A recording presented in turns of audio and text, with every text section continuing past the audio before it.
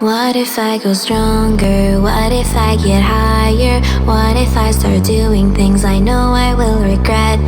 I will make my own way, I will not surrender. I will do my best until I get put under. What if I go stronger? What if I go stronger? What if I go stronger? What if I go stronger? What if I go stronger?